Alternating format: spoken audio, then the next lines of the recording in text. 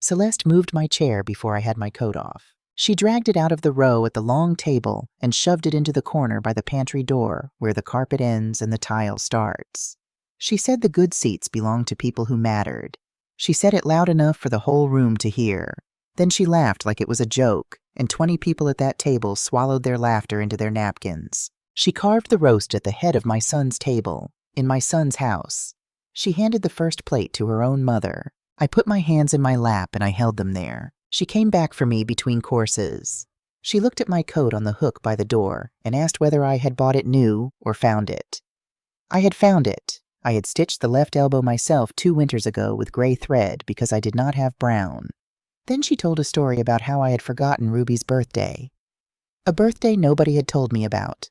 She told it the way you tell a story about a woman who is losing her grip. Then she turned on my husband. Stanley was 3 chairs down with his left hand laid flat on the tablecloth where he could keep an eye on it. She pointed at that hand. She announced to the entire table that Stanley had lost a great deal more than his balance. He heard every word of it. He gripped his fork and pushed his peas across the plate because his body would not let him answer any louder than that. Then she told me to apologize to her mother or get out of her house. Every head at that table turned toward me. They waited for the crying. They waited for the shaking voice the coat pulled off the hook the door. I stood up. I walked the whole length of that table with my back straight, and I stopped in front of her, and I said one sentence. But that sentence will not mean anything to you yet. So let me take you back to the drawer in my own bedroom and the envelope inside it that was never meant for my eyes. My name is Janice Trowbridge. I am 68 years old. I live in Reno, Nevada in a ground-floor apartment off Wells Avenue with a screen door that sticks in the summer. For 24 years, I worked as a deputy clerk in the probate department of the 2nd Judicial District Court, Washoe County. I started when I was 40. I retired 4 years ago. People hear the word clerk, and they picture somebody stapling things. That is not what the job is. In probate, you handle the paperwork of people who can no longer speak for themselves. Wills, estates, trusts, and guardianships. A guardianship is the file where a court decides that a grown adult is no longer allowed to run her own life, where she lives, what she spends, who is permitted to walk through her door. Somebody else signs for all of it. I did not decide those cases. Judges decide those cases. But every single piece of paper in every one of those files passed across my counter first. I checked the captions. I checked the dates. I checked whether the notices had gone out to the right people, because if the notices are wrong, the whole thing is rotten from the first page. 24 years, thousands of files. I can tell you the weight of that paper with my eyes closed. I can tell you where the case number sits and where the department number sits, and how the second page of a petition is always the page people lie on. I stamped those forms until my wrist ached in the winter. I never once thought about what it would feel like to find my own name printed inside one. Stanley is 71. We have been married for 46 years. He ran a diesel repair shop on Keatska Lane for 31 years, 2 bays, and a gravel yard, and he could tell you what was wrong with a truck by standing next to it while somebody revved it. His hands were always black at the knuckles. I gave up on that a long time ago. 14 months ago, he had a stroke. It came at 4 in the morning. I woke up because the bed was moving wrong. His left arm would not do what he told it to do, and his mouth would not either. He lived. That is the first thing everybody needs to understand. What it took from him was his left side and his speed. He walks with a cane, now slow, leading with the right foot. His left hand works, but it works late, like it is waiting for permission. And his speech comes out at half the pace it used to. He hunts for words. He finds them. He always finds them. But there is a gap of 3 or 4 seconds before each one, and in those 3 or 4 seconds, most people decide who he is. That is the part that ruined him, not the arm. Strangers look at a man who takes 4 seconds to say the word Tuesday, and they stop talking to him.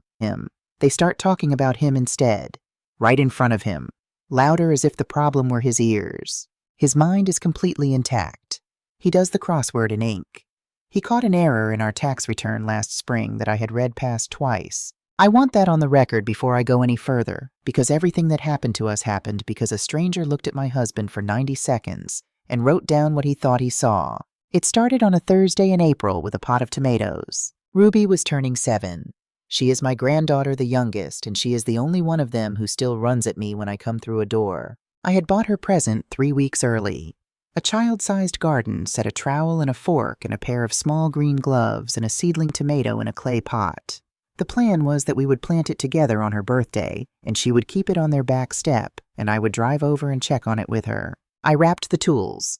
I could not wrap the pot, so I tied a ribbon around it and put it on the table by the door. Then I waited for the phone to ring. I did the wash. I made Stanley's lunch and cut it up small on the left side of the plate where he can reach without twisting. I checked my phone at 11.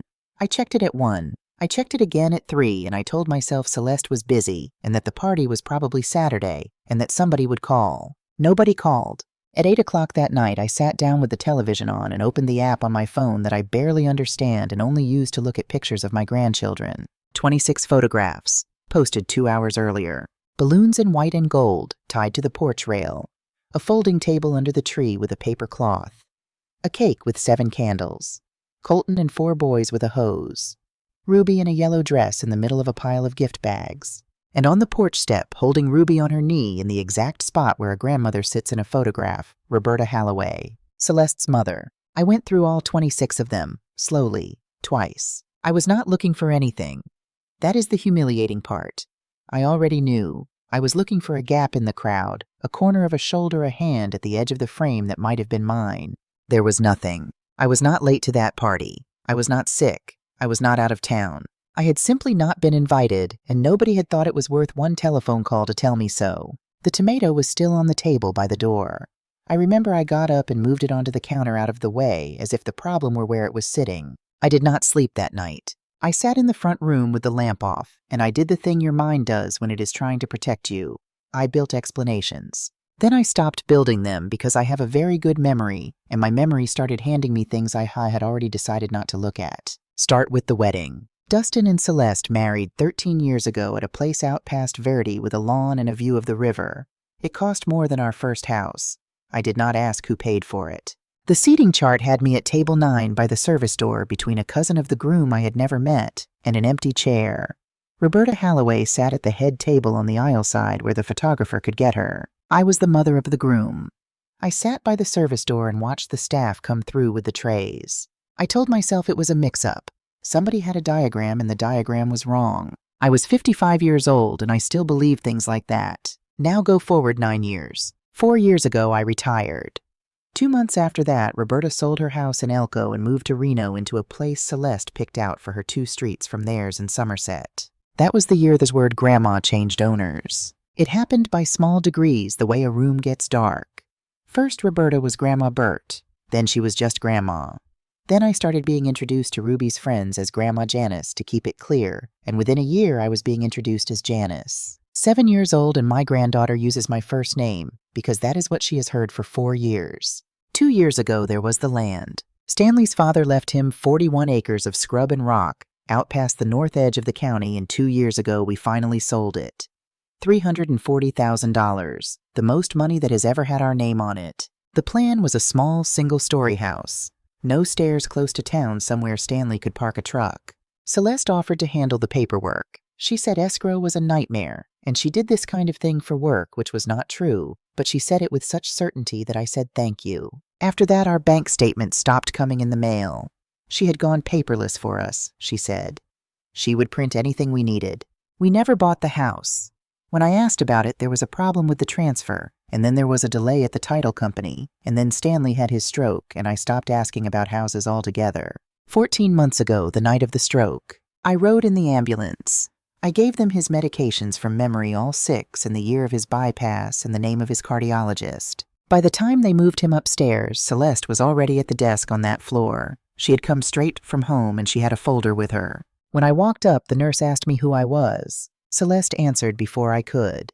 She said, "This is his wife. She is very upset." And then she turned back to the nurse and kept talking. She was listed as the primary contact. Her cell phone number was in the system, not mine.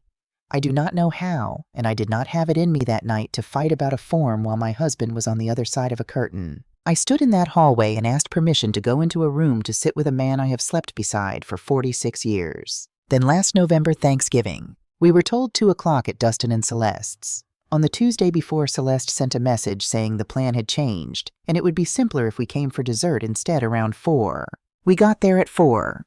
The table had been cleared. Roberta was washing a roasting pan at the sink. Two of Celeste's cousins were on the couch with their shoes off, and the boys were outside, and the smell of the meal was still in that house, so thick you could taste it. They had eaten at 1. Celeste handed me a plate with pie on it and said, "Oh, I thought I said 4. Stanley ate his pie standing up because the good chairs were all taken and he cannot get out of the low ones. That is 5 separate memories, and every single one of them I had explained away at the time. Sitting in the dark on the night of Ruby's birthday, I finally lined them up in order and looked at the shape they made. It was not a series of accidents. Accidents scatter. This went one direction. Every year a little further out. Wedding, then holidays, then paperwork, then the hospital, then a birthday I was not told about until the only place left to move me was off the page entirely. I have watched families do this from behind a counter for 24 years. I know exactly what it looks like when somebody is being walked out of a family 1 inch at a time. I had just never once in all those years thought to check whether it was being done to me. I stopped making excuses at about 4 in the morning. It was not a dramatic moment. I did not cry. I just felt something set the way concrete sets, quiet and complete. My daughter-in-law had decided I did not belong in this family. My son had let her. And nobody was ever going to call me and say so because nobody had to. 6 days after Ruby's birthday, I cleaned out the mail. Stanley used to do the mail. It was his job for 40 years, and he still tries, but he cannot hold a stack in his left hand and open an envelope with his right. So what actually happens is that things pile up in the top drawer of his dresser under the tray where he keeps his watch. I emptied the drawer onto the bed. 2 catalogs, a pharmacy notice, a card from his sister in Winnemucca, and underneath all of it, a white envelope 9 by 12 that had been opened and folded over once and pushed to the back. I knew the weight of the paper before I got it out. You have to understand.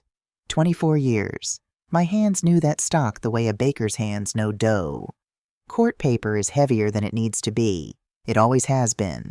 I unfolded it. At the top in the caption box in the layout I had checked 10,000 times. In the matter of the guardianship of the person and estate of Stanley Trowbridge, an adult. 2nd Judicial District Court, Washoe County, Nevada. Underneath it, the notice of hearing. A date. A department number. A courtroom. Petitioner Dustin Trowbridge. My son. Proposed guardian Pruitt Fiduciary Services. Attorney for petitioner Gordon Lassiter.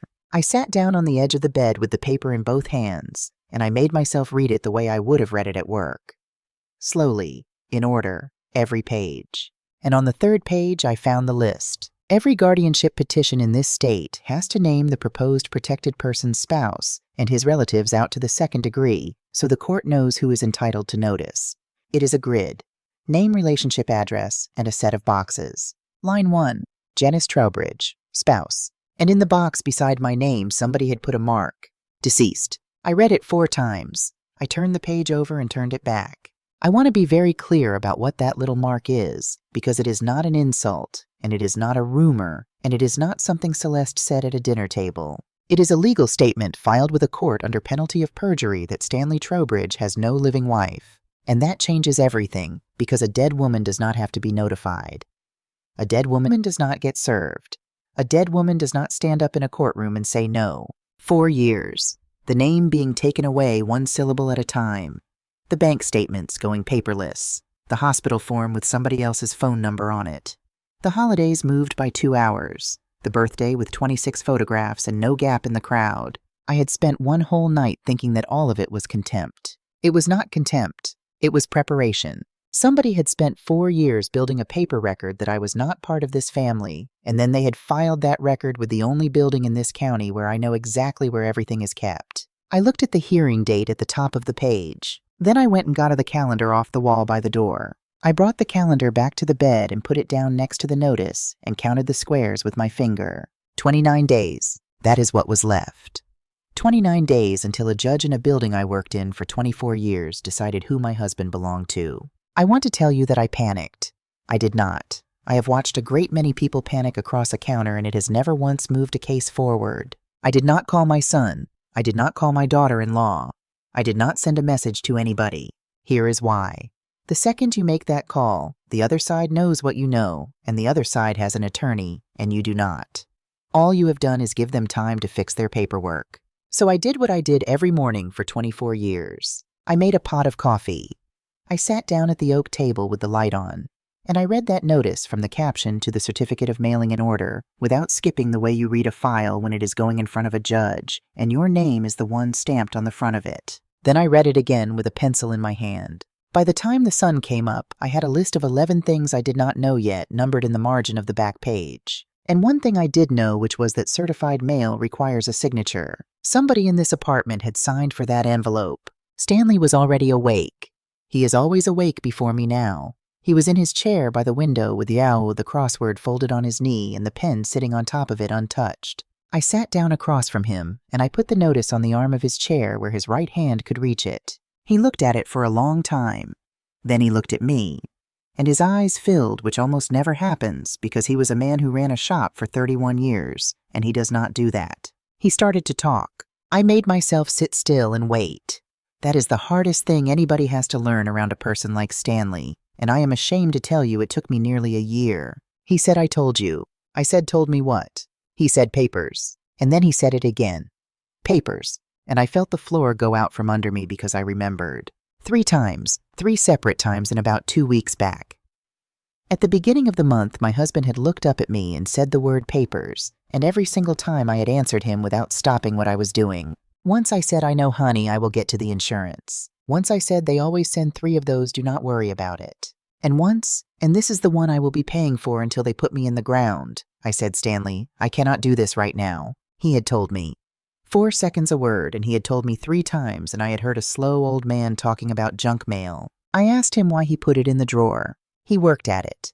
He got it out in pieces, and it took most of a minute, and I am going to give it to you the way he meant it, rather than the way it came. He signed for it at the door. He read the first page standing up in the hall, and when he got to the line that said petitioner, and he saw his son's name printed there, he folded it in half, and he hid it. Not because he was confused, because he was ashamed of Dustin and he did not want me to see it. I sat on the arm of that chair and held his good hand, and neither one of us said anything for a while. Then he said one more thing very clearly in one piece, no gaps. He said, "Do not let them take me somewhere." I told him nobody was taking him anywhere. Then I got up and went to find my good shoes. The 2nd Judicial District Court is on Court Street in downtown Reno, a gray building with a flagpole and a set of steps I have gone up thousands of times. I took the bus. We have 1 car and Stanley cannot drive it, and I was not going to leave him without a way to get to a phone. I went up the steps at 10 in the morning on a Thursday, which is the worst hour of one of the worst days, and I knew it, and I chose it. 10 on a Thursday, there is a line at the security screen and a crowd at the elevators, and nobody looks at anybody. I did not go to the counter. I want you to understand exactly what I did and did not do here because it matters later. I did not ask anybody for a favor. I did not use a login. I did not go behind a counter I no longer have any business behind. Everything I looked at that day, any person in Nevada can walk in off the street and look at, which is the entire point of a public court. I went to the public access terminals on the 2nd floor. There are 4 of them against the wall by the window. When I retired, 2 of them worked. Loretta Bickham was coming out of the records room with an armful of Redwelds when I sat down. Loretta and I shared a counter for 9 years. She has 2 years left before she goes. She saw me. She did not stop walking. She said, "Third one is down again," and she kept going. That is the entirety of the help I received from another human being at that courthouse, and I have thought about it a great deal since because it turned out to be enough. I moved to the 2nd machine and I typed my husband's name. The case came up. And then I did the thing that people who have not worked in a courthouse never think to do. I did not go looking for the exciting document. I pulled the docket. The docket is the list. Every single thing that has been filed in a case in order with the date it came in and the name of whoever filed it. It is boring. It is also the only place where a case cannot lie to you because you can see the order things happened in. I printed it. 11 pages. Then I found a bench by the window and I read it with my pencil. Here is what was in it. Number 1. The petition was filed 7 weeks ago. Petitioner Dustin Trowbridge. But the person asking to be appointed as guardian was not Dustin Trowbridge. It was Pruitt Fiduciary Services, a private professional guardian company licensed with an address on Moana Lane. I sat back on that bench when I read that, because I have seen that structure before. I saw it maybe 40 times in 24 years, and it is the one that used to make the older clerks look at each other. When a family member files the petition, but a stranger gets appointed, the family member is the doorway. That is all they are.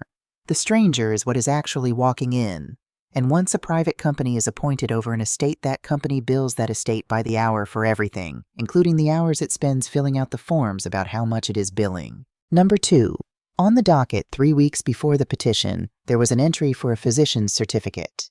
That is the document that says the person cannot manage his own affairs.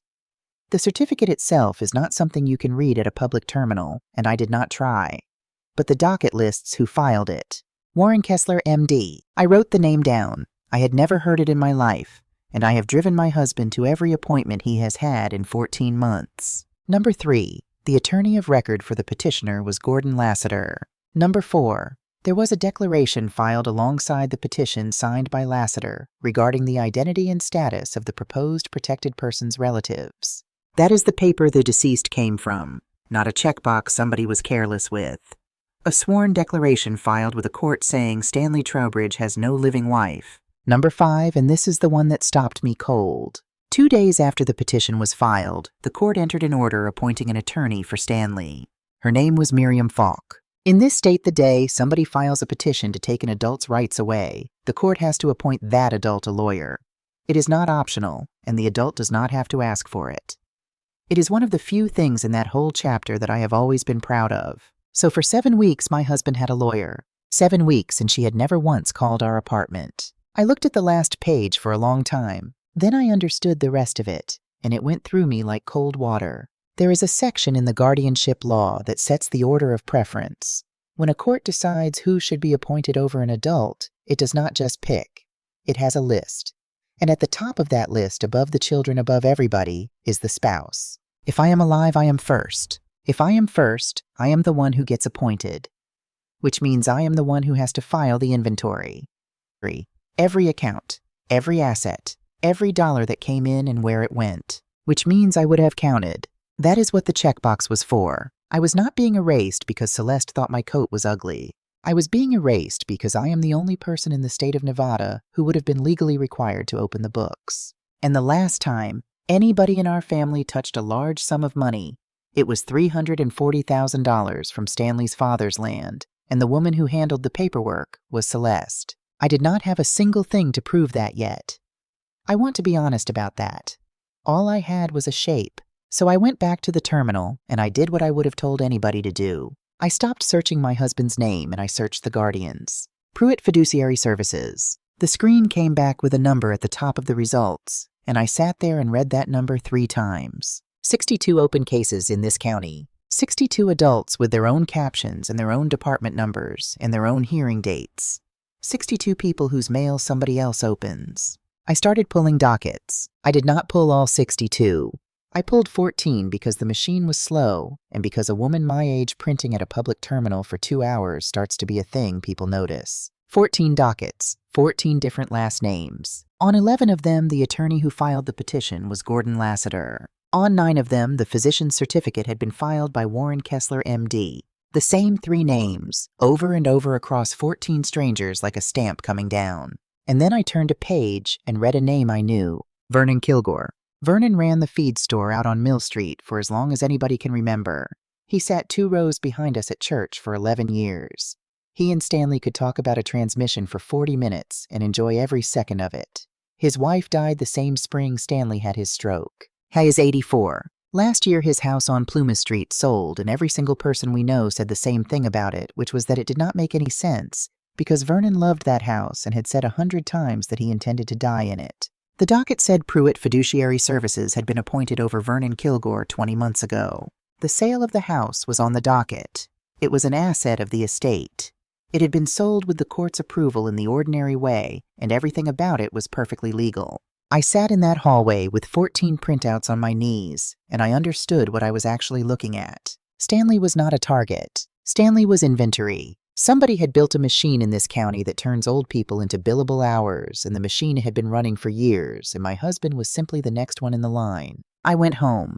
I did not sleep much that night either, but it was a different kind of not sleeping. On the Friday, I got on the bus and went out to Somerset. I did not call ahead.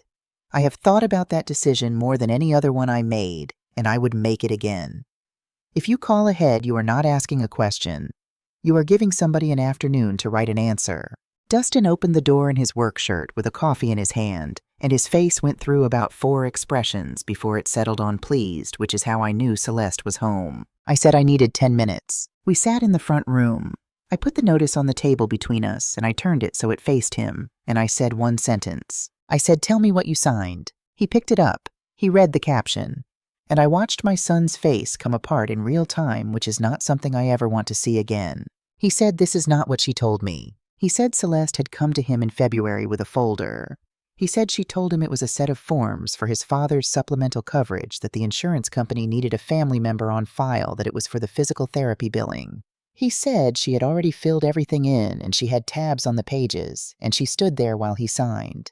I asked him if he read any of it. He said no. I asked him if he knew who Pruitt Fiduciary Services was. He said no, and I believed him, because Dustin has never in his life been able to lie to me about something he actually cared about. Then I turned to the 3rd page, and I put my finger on the line with my name on it, and I told him to read that. He read it. The color went out of his face all at once, the way it does when somebody stands up too fast. And that is when Celeste came in from the hall. She did not ask what we were talking about. She had been listening. She came in already talking, and she was not talking to me. She said, "Dustin, honey, look at her." She said it gently. "That is what I want you to hear." There was no shouting in that room at any point. Her voice was soft the entire time. She said, "Your mother has been going through people's mail." She said she has been printing things at the courthouse. She has been calling herself things. She said, "This is what we talked about." She said, "This is exactly what I was afraid of." She turned to me with her head tilted and asked me whether I had been taking my pills. I do not take any pills. I have taken a blood pressure tablet every morning for 6 years, and that is the whole of it, and she knows it because she has stood in our bathroom. But she did not ask me that question to get an answer. She asked it in front of a witness. I have sat behind a counter and read 400 petitions that started with a sentence exactly like that one. She was not arguing with me. She was building a file. She walked me to the door with her hand almost touching my back, and she said at the threshold in the kindest voice you have ever heard that maybe I should go and get checked out just so we all have peace of mind. I got to the end of their driveway before I let myself understand it. They had already filed on Stanley, and in that front room in front of my son, she had just opened the second one. I was next. I did not go home from that driveway and cry. I went home and I stopped at a drugstore on the way, and I bought a pad of graph paper and 2 pencils and a pencil sharpener because I was going to need columns, and I do not trust myself with a pen. 27 days left. Saturday morning I sat at the oak table and I wrote a list, and the list had 2 halves. The top half was everything I needed to find out. The bottom half was everything I needed to make true before somebody else made it false. I started with the bottom half. That is the part people get wrong. When a person finds out somebody is coming for them, the first thing they want to do is prove the other side is lying. I understand that. But I had just watched my daughter-in-law open a second front in her own front room in front of a witness in the softest voice you have ever heard, and I knew exactly how long it takes to build that kind of file because I used to receive them. If they got a petition on me before I got myself protected, everything I did after that becomes a symptom. Every printout becomes obsession. Every trip downtown becomes wandering. Every phone call becomes agitation. That is the trap. The harder you fight a guardianship petition, the more you look like a person who needs one. So on Monday morning, I got on the bus with my birth certificate, my marriage certificate, my driver's license, and my social security card in a plastic sleeve. I went to a notary at a shipping store on Keatskey Lane, 4 blocks from where Stanley's shop used to be. I signed 3 documents: a durable power of attorney for my finances, a power of attorney for healthcare decisions, and a written nomination of the person I want appointed as my guardian if a court ever decides I need one. On all 3, I named Dustin. Stanley asked me why, and it took him a while to get the question out, and when he got it out, it was a good one. I told him the truth. I said because if I name a stranger, I have already given her our son. Dustin is not a strong man. He never has been. But he is not a corrupt one either. And there is a difference, and that difference was the only piece of ground I had left to stand on. Also, and I am not going to pretend otherwise, it forced him to choose. You cannot hold a signed nomination naming you as your mother's guardian in one hand and go on believing your wife is only helping. Then I did the part that mattered most, and it is the part nobody thinks of. I walked over to the Washoe County Recorder's office, and I recorded the financial power of attorney. Recording it does not make it stronger. It makes it dated. It puts it into a public index on a numbered page in a book that anybody can pull with a stamp on it, showing the hour and the minute it came in. Nobody can ever stand up in a courtroom and say I signed that after I got sick or that somebody put it in front of me later, because the county has it time-stamped on a day when I walked in there by myself on my own 2 legs and answered every question the notary asked me. I have watched attorneys fight for 6 months over when a document was signed. I was not going to hand anybody that fight. I carried the certified copies out in a folder, and I stood on the sidewalk in the sun. That was the first hour in 8 days that I did not feel like something being moved. That evening I drove to the parts counter where Dustin works, and I waited until he came out, and I put a copy of all 3 documents in his hands in the parking lot. I said, if anybody ever tells you your mother cannot make her own decisions, this is what you show them. He looked at his name on the page and his jaw moved and he did not say anything. I said, you do not have to pick a side tonight, but you should know that one has been picked for you, and it was not by me. Then I got in the car and left because I have learned that the sentence after that one is always the one that ruins it. On Tuesday, I went to find Miriam Falk. Her name was on the docket as the attorney appointed for Stanley. I got her office address off the State Bar's public listing because that is public, and I called it twice on Monday and left 2 messages with my name and our number. Nobody called back. So Tuesday morning, I put on the coat with the mended elbow, and I sat in her waiting room from 9:15 until 11:40. And when she came out with a client, I stood up and said, I am Stanley Trowbridge's wife, and I need 4 minutes. She stopped in the middle of the floor. Then she said something I am never going to forget for as long as I live. She said, Mrs. Trowbridge, I was told you were deceased. I put my folder on her reception counter and I opened it, and I took things out one at a time and laid them in a row. Driver's license. Marriage certificate, 46 years old, the paper gone soft at the folds. Social Security card. The certified copy of a power of attorney I had recorded at the county the day before with the stamp on it. I stood in a law office at the age of 68 and proved that I was alive. I would like to tell you I was calm. I was not. My hands were shaking so badly by the 3rd document that I had to put them flat on the counter. She took me into her office. I asked her 3 questions, and I asked them in this order because the order was the whole point. First, had she met with Stanley? She said yes once for about 20 minutes at his son's house. I said our apartment is off Wells Avenue, and my husband has not spent a night at his son's house in 4 years. She got very still. Second, was anybody else in the room during those 20 minutes? She said the daughter-in-law had been present the entire time and had answered a number of the questions on his behalf, and that she had noted it. Third, did she have the file? She said she did. I told her I was not asking her to give me anything, and I meant it, because Stanley is her client and I am not, and if she had handed me that file, she would have been the one in trouble. I said, I am asking you to sit down with your client alone in his own home and read it to him, out loud, and to be patient with him because he will need about 4 seconds a word, and everybody who has been in a room with him for the last 14 months has decided at the 2-second mark that there is nobody home. She came the next afternoon. She sat in the chair across from Stanley, and she put the file on her knees, and I sat by the window, and I did not say one word for an hour and 10 minutes. And that was the hardest hour and 10 minutes of my life. She read him the petition. She asked him questions, and she waited for the answers. Actually waited. Did not fill in the end of a sentence for him one single time. About halfway through, he started to sit up straighter. Then she got to the physician's certificate. That is the document the whole thing hangs on. Without it, there is no case at all. A court will not take an adult's rights away because a family member says he seems confused. There has to be a certificate from a physician saying this person lacks the capacity to manage his own affairs. She read it out. Warren Kessler, MD, signed and dated 10 weeks and 3 days ago. She read the clinical findings, and she got to a sentence that described the patient as presenting with dense right-sided hemiparesis right upper and lower extremity, with the patient unable to communicate his needs verbally. I heard myself say stop. Miriam Falk looked up. I said read that again. She read it again. Right side. Stanley's stroke is on the left. His left arm, his left leg. His left hand is the one that lies on the tablecloth. 14 months of therapy, all of it on the left. I have hooked a shoe onto that left foot 400 times. Any doctor who spent 90 seconds in a room with my husband would have written left, and unable to communicate his needs verbally. The man had been answering that woman's questions for 50 minutes. I asked her for the date of the examination. It was on the certificate. There is a line for it. 10 weeks and 3 days ago at 11:15 in the morning at an address on Keatsky Lane. I got up and went to the drawer where I keep the medical folder because I am the kind of woman who keeps everything, and for once in my life, that was not a character flaw. Stanley has physical therapy twice a week, Same clinic in Sparks for 14 months. They give you a slip at the end of every session with the date and the time block and the therapist's initials on it, and I have every one of them in order held together with a binder clip. I found the week. I found the day.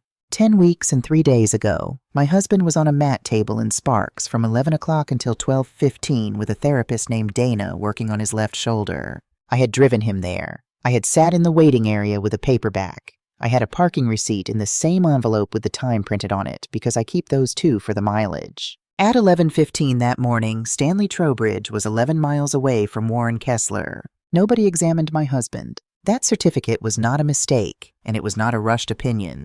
It was a form somebody filled out at a desk off a template using somebody else's body and then signed under penalty of perjury. Miriam Falk wrote for about 2 minutes without saying anything. Then she asked me if she could photograph the therapy slips and the parking receipt, and she asked Stanley, not me, whether he wanted her to raise it. He said yes. It took him 3 seconds. She waited all 3. On Friday morning, the telephone rang, and it was Gordon Lassiter. I had a very good voice. I want to be fair about that. Warm unhurried, a little tired, like a man calling about a misunderstanding at a bank. He said he understood there had been some confusion. He said he wanted to assure me that everybody involved had Stanley's best interests at heart. He said he had heard I had been down at the courthouse and he hoped I was not upsetting myself. The second he said courthouse, I reached for my phone and I turned on the recorder. And then I sat there with my thumb on the screen and I did not press it because I know Nevada. In this state, recording a telephone call requires the consent of everybody on the line. Not just me, him too.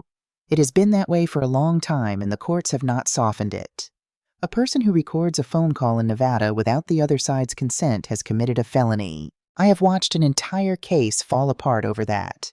A daughter with a recording of her brother admitting everything, and it went nowhere because of how she got it. I was not going to hand Gordon Lassiter the one thing that would let him call me the criminal. I put the phone down on the table. Then I asked him to put everything he had just said to me in writing and to mail it to my address, which I gave him twice slowly. He said he did not think that would be necessary. I asked him whether he would meet with me in person. He said his schedule was extremely tight. Then I thanked him, and I hung up, and I sat there, and I understood 2 things. The first was that a man who will not write it down and will not sit across a table from you already knows what he has done. The second was more useful. In person is different from a telephone. If I am in the room in the conversation part of it myself, then in this state I am allowed to record it. So I made myself a rule, and I kept it for the rest of this story. From now on, anything that matters happens face to face. Monday, I went back downtown with my graph paper. I want to be clear again that every document I am about to describe is public. Anybody in Nevada can walk in and read all of it. That is not a loophole. That is the deal a guardian makes when a court hands her another person's life. First, the recorder. I pulled the deed on Vernon Kilgore's house on Plumas Street. Sold 19 months ago for $212,000. Then I pulled every other sale on Plumas Street in that same 6 months. $310,000, $328,000, $295,000. Vernon's house went for about 1/3 under what the street was getting. The buyer was not a person. It was a limited liability company. Nevada publishes its business registrations online for free. I looked the company up. It had been formed 5 months before the sale, and the address listed for its registered agent was a suite number on Court Street. The same suite number that was printed at the top of Gordon Lassiter's petitions. Then I went upstairs to the terminals and I pulled the annual accountings. An accounting is the report a guardian has to file with the court every year showing what came in, what went out, and what she took. It goes in the file. It is public. Almost nobody ever reads them, and I know that better than anybody alive because for 24 years I was the person who stamped them and put them in the drawer. I read 9 of them. Vernon Kilgore's estate had been billed $95 an hour by Pruitt Fiduciary Services, review of correspondence, telephone conference, coordination of care, attendance at care conference. 20 months, $61,400 in guardian fees on top of the attorney's fees on top of the sale. But that was not the thing. The thing was the numbers themselves. 4.0 hours, 2.0 hours, 6.0 hours, 3.0 hours. 57 separate entries, and not one of them had a fraction in it. Nobody on this earth bills 57 true hours and lands on a whole number every single time. That is not a record of work. That is a woman sitting down once a quarter and filling in a column. And then on page 4 of one accounting and page 6 of another, In two completely different cases with two different last names, I found the same bank account number. In this state, a private professional guardian has to keep a separate account for each protected person, not a pooled account with a spreadsheet. A separate one. It is in the statute, and it is in the license conditions, and the whole reason it exists is so that nobody can move Vernon Kilgore's money through the same pipe as somebody else's and call it an accounting error. I ruled my graph paper into 8 columns, and I filled it in by hand over 2 days. Case number, ward's name, date appointed, property sold, sale price, street average, fees billed, account number, 14 rows. When it was done, I sat and looked at it, and I want you to know that I did not feel clever. I felt sick. Because when you put it on one page, it is not 14 sad stories. It is a business. On Wednesday, I went to see Vernon. I is in a memory care wing out past Keatski, which was the first thing that was wrong because Vernon Kilgore does not have a memory problem. He has bad knees and one eye that does not work. They made me sign in. They asked who I was, and I said a friend from church, and they looked at a list and let me through. And I found out later that the only reason they let me through at all is that a protected person in this state has the right to receive visitors unless a judge has specifically said otherwise, and no judge ever had. He was in a chair by a window with his hands on his knees. It took him a second. Then he said my name, and he said Stanley's name, and he asked how the shop was doing, which it has not been for 9 years. And then he corrected himself and laughed at himself, and we got on fine. I asked him about the house. He said they told him it had to be sold for his care. I asked him if he wanted it sold. He looked at me, and his one good eye watered, and he said no. He said he had asked to speak to somebody about it. He said he had asked more than once. There is no telephone in his room.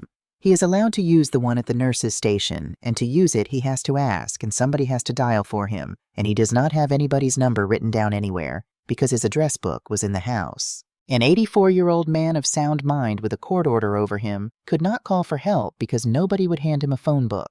I sat with him for an hour. On the way out, I asked him one more question. I asked him how it started. Who came first? He said a young fellow from the senior center had come out to the feed store parking lot after his wife's funeral. Very nice young man. Sat with him. Filled out a form about what kind of help he might need at home. I asked him if he remembered a name. He said Grady. I got in the car and I did not start it. Grady Halloway is Celeste's brother. He is 36 years old.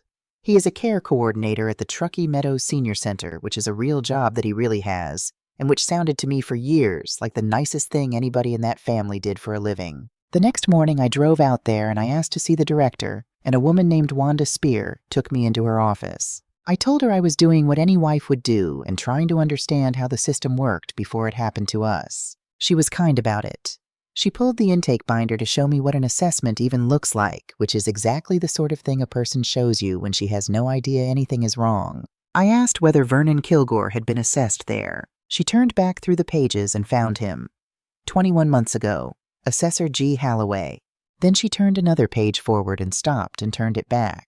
And she said, "Oh, you have been in here yourself." I said, "No, I have not." She turned the binder around so I could read it. Trowbridge Janice, in-home needs assessment. 20 months ago, Assessor G. Halloway. I remembered it. That is the part I want you to sit with. I remembered it perfectly the second I saw the date. Celeste had told me the center was doing free blood pressure checks, and that I should go, that it would be good for me to get out. I went on a Tuesday. A polite young man with a clipboard sat down next to me and asked me questions for 25 minutes. Did I live alone? Did I drive at night? Did I handle my own bills? Had I ever missed a payment? Did I ever forget names? I thought it was a survey. I thanked him for his time. 20 months ago.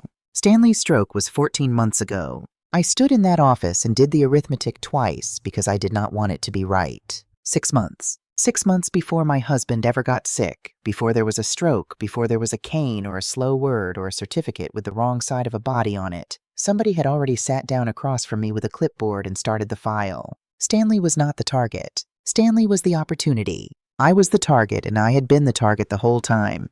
And the only reason they went after him first is that in February of last year, my husband handed them something easier to sell to a judge. 14 days to the hearing. The bank statements came on the Friday. I had ordered them the week before at the branch in person with my identification on the counter. 24 months of paper on our joint account. It cost me $9, and it took 6 business days, and there was nothing clever about it at all. That is worth saying plainly. It was my account. My name has been on it since 1980. Celeste had gone paperless for us 2 years ago, and I had said thank you, and in 2 years it had never once occurred to me that I could simply walk in and ask for my own mail. I sat at the oak table with the sharpener and the graph paper, and I went through it a page at a time. 2 years ago, the land money landed. $340,000, one deposit the biggest number that has ever been in a line under our name. The first transfer out was 11 days later, $9,400. Then another, then another. 11 transfers over 4 months.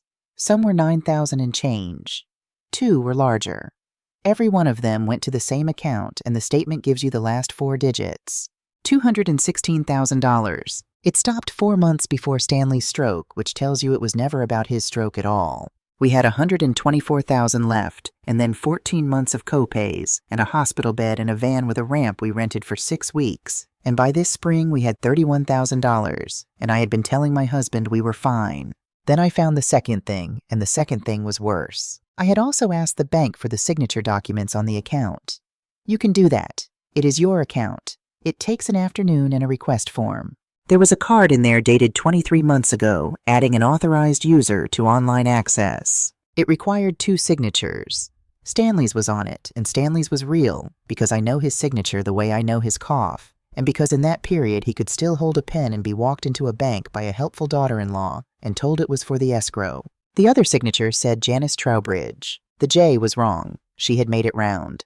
I have made that letter with a flat top since I was 9 years old, because a teacher told me it looked untidy, and I never forgave her. I had not been in that bank in 3 years, so that is when I stopped being frightened, and I am not going to dress that up. Something in my chest went quiet and cold and stayed that way for the next 11 days. That same afternoon I went downtown and pulled the petition again, and this time I did not read the front of it. I read the last page. Every guardianship petition in this state has to be verified. That means the person filing it swears to it, and at the bottom of the page there is an acknowledgement with a notary's seal on it, and inside that seal is the notary's name and commission number. The name on the seal was Peggy Alvord. The state publishes its notary registrations online free with the business address.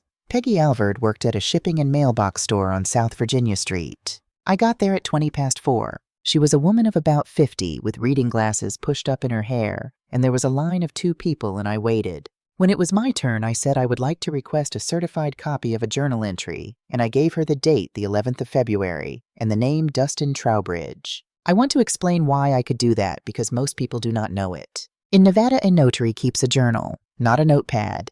A bound book with the page numbers printed in it before she ever writes a word so that pages cannot be added or taken out. Every notarization goes in it in order with the date, the document, the signer, and the signer's identification. And that journal is open to public inspection, and on request and payment of a fee, the notary has to provide a certified copy of an entry. No subpoena, no attorney, no court order. A woman with $16 in her purse. Peggy Alvord went in the back and came out with a gray-bound book. She turned to February. She ran her finger down the page. Then she went back a page. Then forward 2. Then she stood there for a long moment with her hand flat on the paper, and she said in a completely different voice, "I have no entry for that name." She turned the book around so I could see it. The 11th of February, 14 entries numbered straight through, no skips, no gaps, no blank line and where something had been erased. Not one of them was Trowbridge. I asked her to look at the acknowledgement on the petition. I had the printout with me. She looked at it for maybe 8 seconds. She said, "That is my seal." Then she said, "That is not my handwriting." She had never met Dustin Trowbridge. She had never met any Trowbridge. Somebody had used her seal, which had been in a drawer under her counter for 4 years, and signed her name to it badly in a hand that got the loop of the A wrong. She paid the $16 back into the register and would not take it. Then she took it anyway because I told her I needed the receipt more than the money, and she certified 2 copies instead of 1, and she wrote her cell phone number on the back of one of them and said, "Whoever this is, I want to be in the room." I sat in the car outside that shipping store and I put it all together, and it is very simple once you see it. Dustin never filed anything. His signature on that petition was forged the same way mine was forged on a bank card 23 months ago by the same person for the same reason. $216,000 was gone. And here is the part that took me longest to understand. When a guardian is appointed over an adult, that guardian has to file an inventory.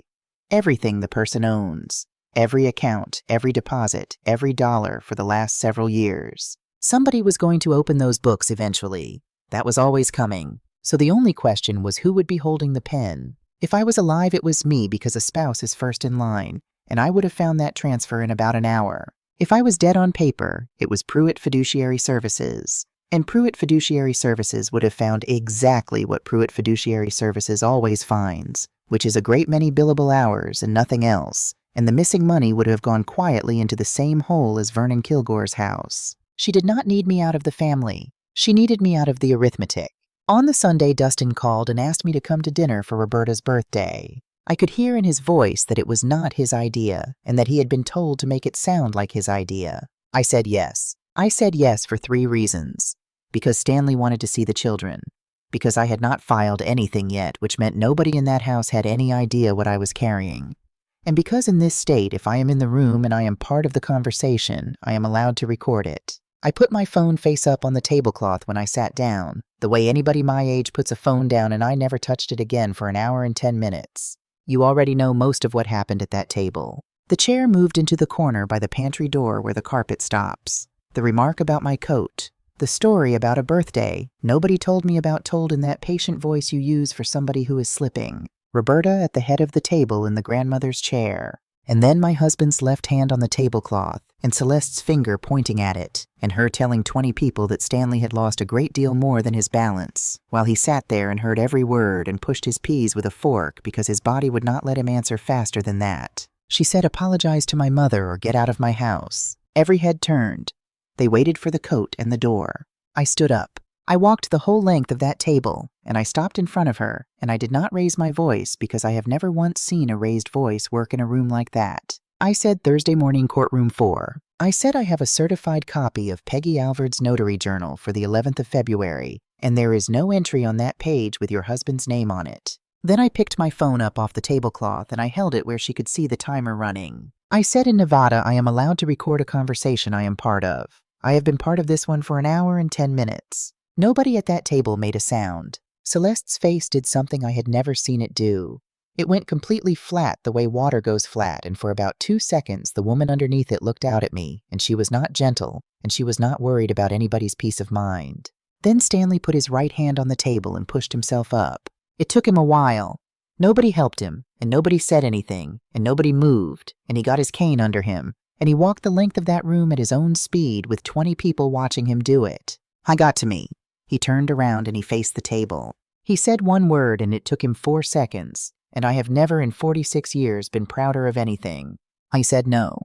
Then we went home. Monday morning I was on the steps at 8. I filed 4 things. An objection to the petition with the therapy, slips the parking receipt, the certified journal copy and the bank statements attached and indexed, because I have watched judges lose patience with a shoebox, and I was not going to be a shoebox. A competing petition on the ground that a spouse has first preference filed by a woman the file said was dead with a certified marriage certificate and a recorded power of attorney stapled to it. A written request that the Guardianship Compliance Office review the accountings in the matter, which anybody can ask for. And a request that the court review the physician's certificate with the 2 documents that put my husband in 2 places at once at 11:15 in the morning. Then I walked 4 blocks and filed a complaint with the Commissioner of Financial Institutions about a licensed private professional guardian running 2 protected persons through 1 bank account with the page numbers written on the front. Then I mailed a copy of everything to the Elder Abuse Unit at the Attorney General's office, certified return receipt. I kept the green card.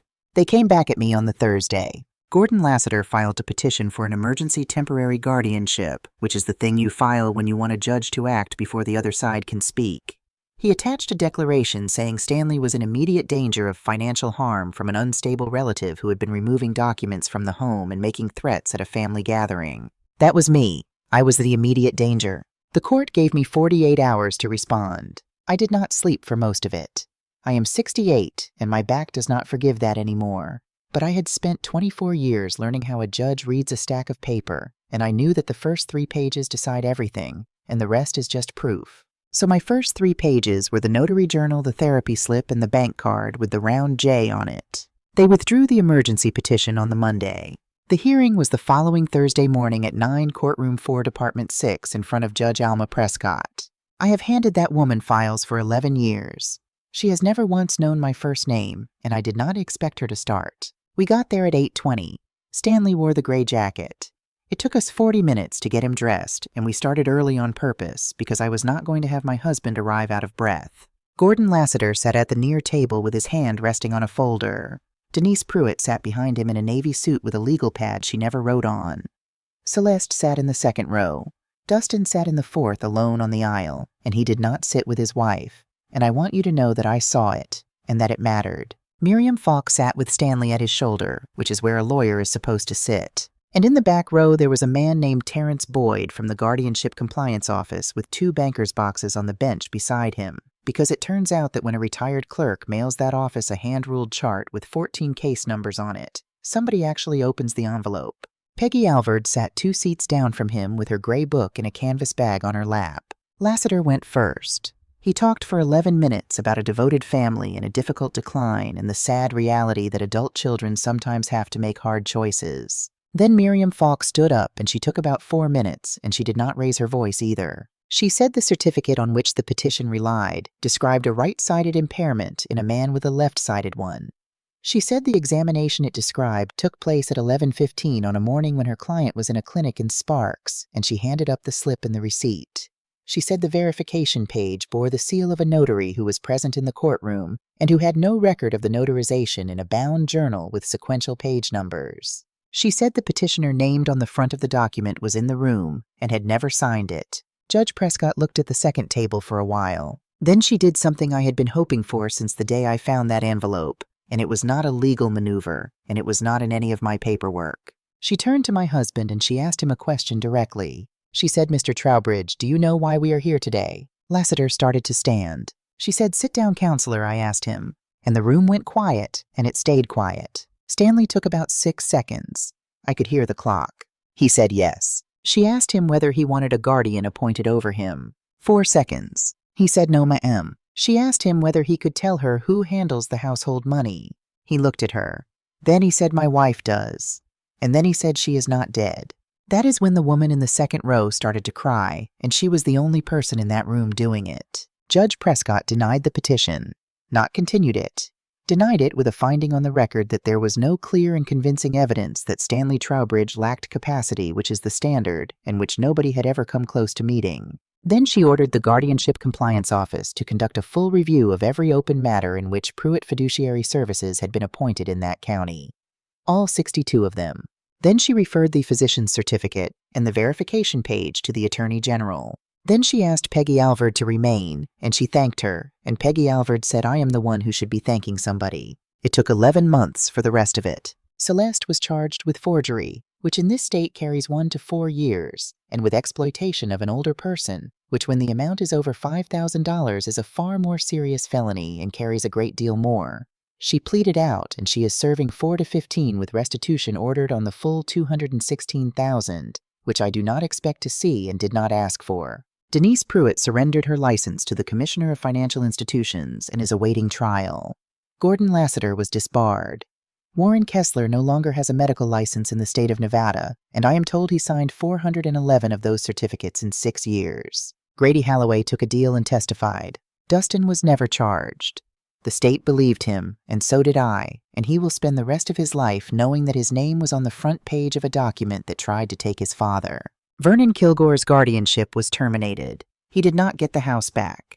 Houses do not come back. He has an apartment on the ground floor with his own telephone on his own table, and he called me on it the first day, and he talked for 40 minutes about a transmission. Stanley and I moved into a small place with no stairs.